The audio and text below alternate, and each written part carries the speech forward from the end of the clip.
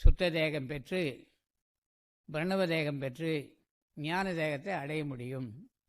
இந்த சுத்த தேகம் பெறுவதற்கு நம்முடைய கீழ்ப்பகுதியாக வயிறு நம்மளை கெடுத்துக்கிட்டே இருக்கு. வயிற்றுக்குள்ளே நாம் போடுகின்ற உணவு அத்தனையும் இந்த தேகத்தை சுத்தமாக மாற்றுமா என்றால் இல்லை. நம்முடைய தேகத்தை அசுத்தமாக்கி கொண்டிருக்கிறோம். இந்த உணவு இந்த மாற்றத்தை கொடுக்கும்னு நிறைய இன்னைக்கு விஞ்ஞான ரீதியாக ஆய்வு செய்து சொல்ல வல்லவர்கள் வந்துவிட்டார்கள்.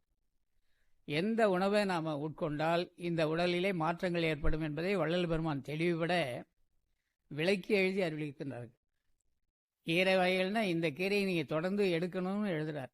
கரிசாலை, தூதுவளை, வல்லாரை, புளியாரை, இதெல்லாம் இந்த உடலை அழியாமல் பார்த்து கொள்ளக்கூடிய மூலிகைகள் வள்ளல் பெருமான் பட்டியலிட்டு சொல்கிறார். நாம் தூதுவளையை எடுப்பதில்லை, கரிசாலையை பார்ப்பதே இல்லை, வல்லாரைக்கீரை எடுக்கிறதே இல்லை. இதையெல்லாம் இந்த உடலில் அழியும் தன்மையுடைய ஒவ்வொரு உயிர் அணுக்களையும் உயிர்த்தன்மை உள்ளதாக மாற்ற வல்லது இவையெல்லாம். அதிலே புளி, மிளகாய், உப்பு இவையெல்லாம் சேருவதால் அது அழியப்படுகிறதுன்னு கண்டறிந்திருக்கிறார்.